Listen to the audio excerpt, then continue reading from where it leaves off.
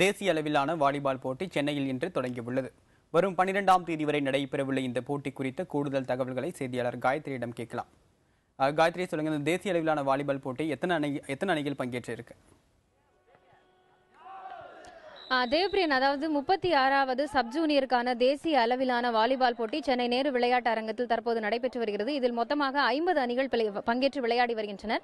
அதாவது சண்டிகர், குஜராத், ஹரியானா, தமிழ்நாடு, கேரளா உள்ளிட்ட மாநிலங்களில் இருந்து 27 அணிகள் ஆண்கள் பிரிவிலும் 23 அணிகள் பெண்கள் பிரிவிலும் விளையாடி வருகின்றனர். பெண்களுக்கான விளையாட்டு போட்டிகள் சென்னை நேரு உள் விளையாட்டு அரங்கில் நடைபெற்று வருகிறது. நேரு விளையாட்டு அரங்கின் வெளி மைதானத்தில் ஆண்கள் பிரிவினர் தொடர்ந்து விளையாடி வருகின்றனர். தேவபிரியன், காயத்ரி, இந்த போட்டிகள் லீக் அடிப்படையில் நடைபெறுதா அல்லது நாக் அவுட் முறையில் நடைபெறுதா? பனிமலர், அதாவது தற்போது இந்த போட்டிகள் லீக் முறையில் தான் நடைபெற்று வருகின்றன. இதில் ஆண்கள் பிரிவிலும் பெண்கள் பிரிவிலும் சிறப்பாக முதல் 2 இடத்தில் விளையாடும் அணிகள் தேர்ந்தெடுக்கப்பட்டு அவர்களுக்கு காலிறுதி, அரையிறுதி மற்றும் இறுதிப் போட்டிகள் நடத்தப்பட உள்ளன. அந்த காலிறுதி, அரையிறுதி, இறுதிப் போட்டிகள் நாக் அவுட் முறையில் நடைபெற இருக்கு.